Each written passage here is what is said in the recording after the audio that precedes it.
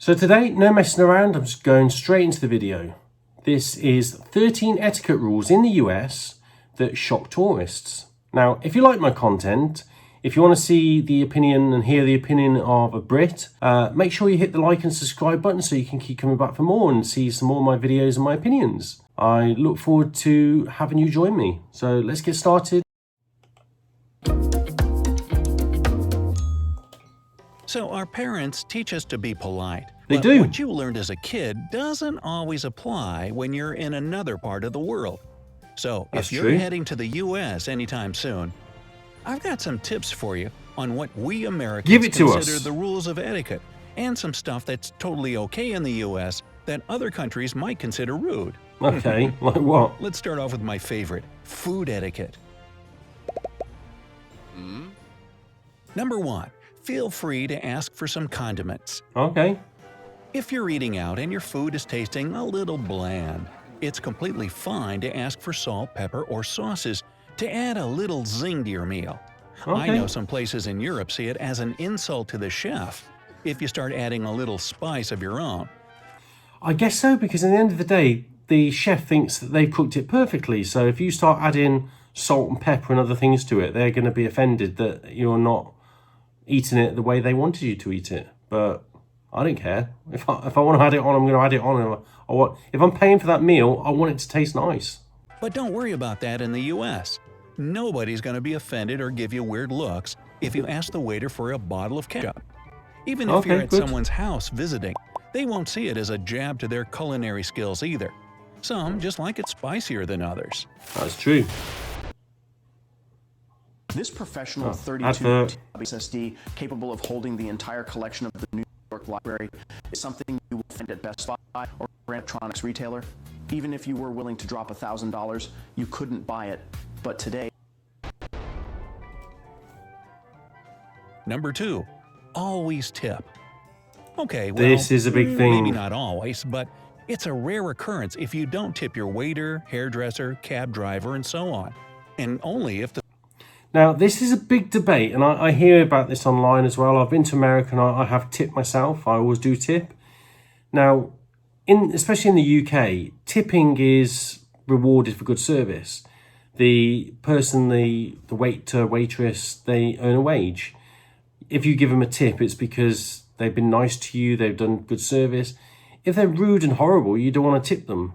Now, I know in America, you tip every time, no matter what. They can be the rudest person and you have to still tip them. But it is, I suppose, a thing in the UK that you only do it when they're good. But yeah, I always make sure when I've been to America in the past, I do tip. service was really awful. But even then, a lot of Americans feel guilty about not leaving any tip. The rule is 15 to 20% of the bill. Well, So okay. get ready to do some mental math each time you eat out. I've heard that tipping isn't a thing in some countries, especially in East Asia, where restaurant staff always provide good service no matter what. But in the That's US, true. it's simply a sign of gratitude that your waiter did a good job, even though they're probably tired, their feet hurt, and they've got a bunch of other tables to tend to. Okay. Number 3. Clean up after yourself at fast food restaurants. Of course, if you're going to the States, I imagine a lot of your eating out will be done in fast food joints. Yep. You'll see a lot more of those than your traditional sit and be served by a waiter types of places. But anyways, if you're finished eating, your tray is now full of wrappers, used napkins, and empty boxes. Take it to the trash can and dispose of the garbage yourself. Now, this is the thing. In the UK, the amount of times I've been into, say, McDonald's or KFC or somewhere, Burger King, and you'll see somebody just finish, they get up and walk out. They don't take their stuff to the bin. I think it's so rude when they don't do that. And I almost feel embarrassed for them. But yeah, I think it's just manners, politeness. I don't know why people over here think it's not right to do it. So if I'm in America, I would definitely do that. Without question, without shadow of a doubt. Most fast food places don't have a separate cleaning staff for that. It's pretty much okay, in the always UK they do. cashier that needs to find time between ringing people up to go clean up the dining area. So we try to help them out a bit and clean up after ourselves. Okay, fair enough. That's the thing. In the UK, they have somebody, I guess that's where the difference is. They have somebody that will be working there and they will go around there, mop the floor, clean the tables. So they do that job. So I suppose you get used to it. But either way, I still take my stuff to the bins. Number 4. Open gifts immediately in front of the giver. Okay. Now, I was pretty surprised when I found out that opening a gift as soon as you get it is considered bad manners in certain parts of the world. I guess some cultures see it as kind of greedy when you start tearing into a present right away. In the US, it's pretty much the opposite. Open it as soon as you get it, right in front of the giver. Okay. That way, they can see your reaction and you can thank them right there on the spot. There are also no rules about using both hands or a certain hand when giving or receiving a gift. Just grab it and open it already. Number 5. Be ready for small talk. How about that game last night? Whew, when's this weather gonna let? Now, this is the thing for me, I'm a talker. I love to talk and I will talk to anybody. If I'm sat on a train, I will talk to somebody. If I've gone somewhere, I'm in a supermarket and I'll just start talking to a random stranger. That's just me. I don't mind it. And some people, I came from a very small town originally. Now, when I went to London for the very first time, when I moved there to live, I remember talking to somebody on the train and they looked at me as if I had like two heads. Whereas in America it's different. Everyone's friendly. But in England, you can look to a strange if you talk to a random stranger and just make small talk. Up already. Yes, Americans love small talk. So don't be surprised if a stranger just starts chatting with you while you're waiting in line or sharing an elevator. It could be sports, the weather, traffic, anything just to have a short, light conversation. That's good. I like that. I can't really say why we like talking to people we don't even know. But, I mean, if you're sharing a space with someone, are you just going to totally ignore their presence? That'd be awkward. Oh, yeah. I don't like being standoffish. How you're doing a lot, even by strangers. It's usually waiters and cashiers that'll greet you with a, "Hi, how are you today?" Just answer with "Fine," and you? Even if you're not exactly having a fantastic day. Number 6. Expect a lot of smiles. First of all, let me bust the myth that Americans constantly walk around smiling ear to ear. Nobody does that, because that'd be weird. But again, if you're sharing a space and I've noticed that all Americans I've ever come across, they always smile. And I think it's nice. I think it's nice to have a bright outlook on life, even if you don't feel it inside. It's always good and it's always nice to be friendly. So I think it's good. It's not a bad thing. Making small talk with a stranger, or maybe someone opens or holds the door for you, they'll smile at you. And it's polite if you do the same. Cashiers and waiters also greet you with a big friendly smile. I read somewhere that this goes back to our early history as a country built by people who all spoke different languages. They didn't understand each other all that well, so they just smiled. So the universal language is smiling. Okay. But I still think we just like to be open and kind. That's good. Number 7. I like that. Respect the bubble. Now, here's a pretty funny thing about Americans. We're friendly, we love to chat, but we also really like our personal bubble. The unspoken rule is to stand about an arm's length away when you're talking with someone. We're also not too big on touching during conversation, because this can be misconstrued as a way of flirting.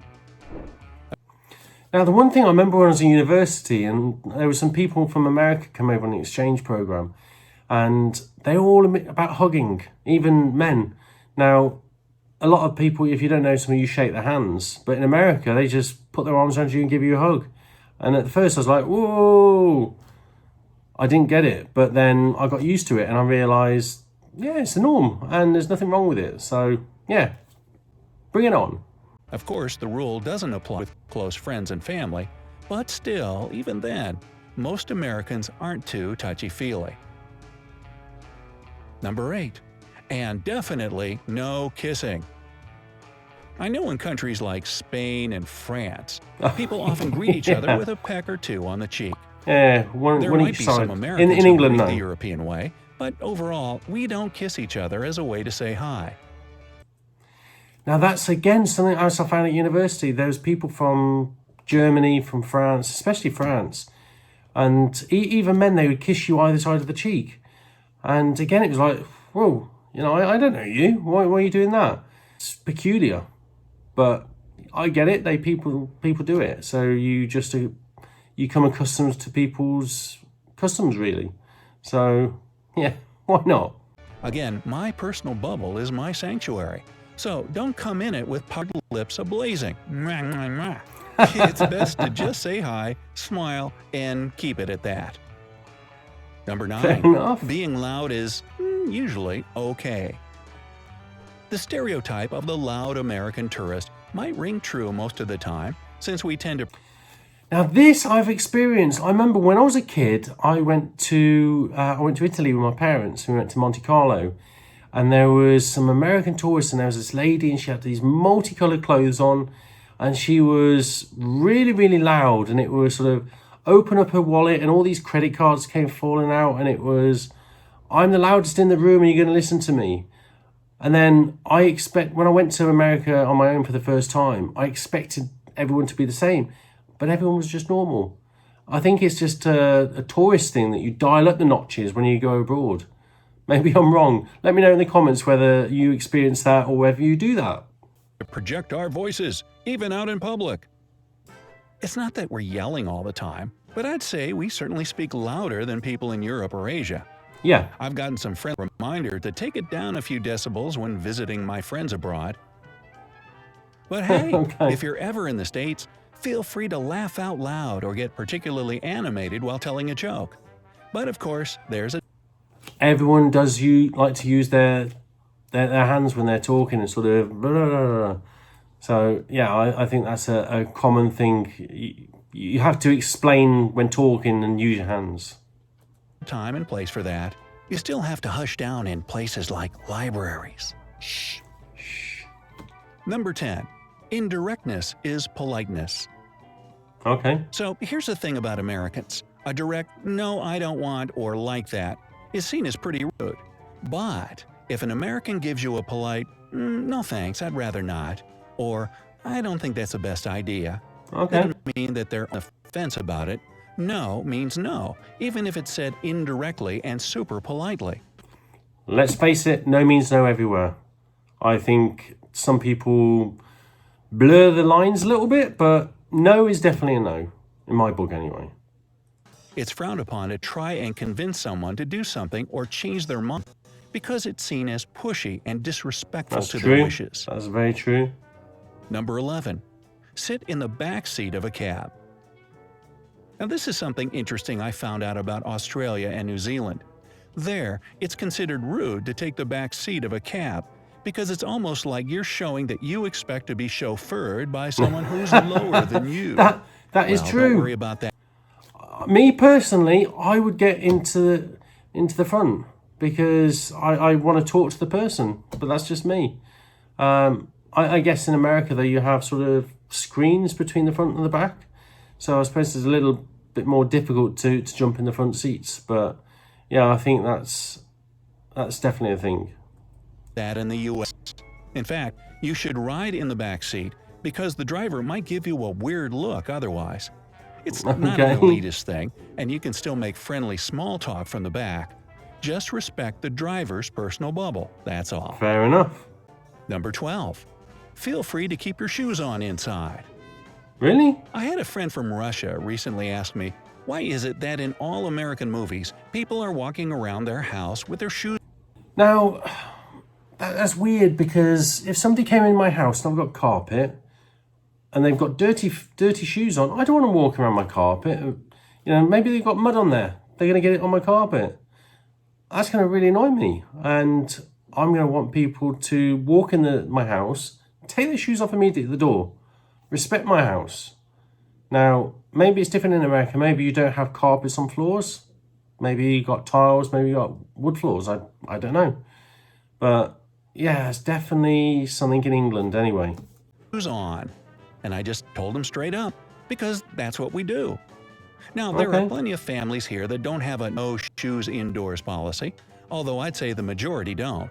So here's a good rule of etiquette to live by if you ever visit an American's home. When you walk in, ask if you should take your shoes off at the door. If they say, nah, you're okay. That is the most sensible thing to do. If you ask that person, do you want me to take my shoes off? And they say, no, you're fine. Fair enough. But last thing I want to do is walk in, not take my shoes off, and that person be going, blah, blah, blah, blah, blah, muttering under their breath, pissed off because I've not taken my shoes off. So yeah, I think asking is the best option, really. Okay. Don't feel bad about walking around their house in your shoes. I know it seems bizarre to most people around the world, but it's A-okay here. Yeah, stinky feet 13. as well. It's okay to keep it casual. Overall, I'd say the biggest thing Americans is that most of us are pretty casual and laid back. That's good. I If like you're that. ever out and about in me. the U.S., you'll see a lot of people running errands in sweatpants, gym shorts, baseball caps, and even their PJs. But it's not just about PJs? clothes either. We often keep it on a first-name basis, even with people that are generally referred to more formally in other countries. For example, most of the time boss is just Jim or Janet, not Mr. or Mrs. Jones. Now that's a strange thing. In America, in the UK, you have to be so formal. I don't like being formal. I like to always say people by their first names because it just makes me feel a bit closer, not closer to them, but I don't like this mentality of it's standoffish. I feel that if you've got to call them by Mr. or Mrs. I appreciate if you're in certain places you got to, but for me, I'll just go for the first names if I can. I don't feel I should have to call somebody by Mr. or Mrs. So I like that in America. I like the fact that you don't have to be so formal. You might start off more formally, but I guarantee you that person will say right off the bat, hey, call me Jim. Now, Okay, what that's good. would be weird is if their name isn't Jim. Maybe it's Howard or Benny. Well, Then then. what you say is, hey, call me a cab. So, are any of these Americanisms different or the same in your country? And to all my fellow Americans, I think I've can answered you add those. anything to the list? Let me know down in the comments. Well, there we have it. That was 13 etiquette rules. A lot of us here in Europe or in Britain would be scratching our heads at some of those. For me personally, I actually do a lot of those, but there are a few that, are different for me as well. Are there any that are missing off this list that, you think should be on the list as well? Drop down below in the comments if you feel there are some missing. Are there any of those that you do or don't do yourself? If you like watching my videos, make sure you do comment and like and subscribe because I do want you to keep coming back for more. I do enjoy reading the comments that you leave and I try to answer every one of them. Anyway, I will see you in the next video.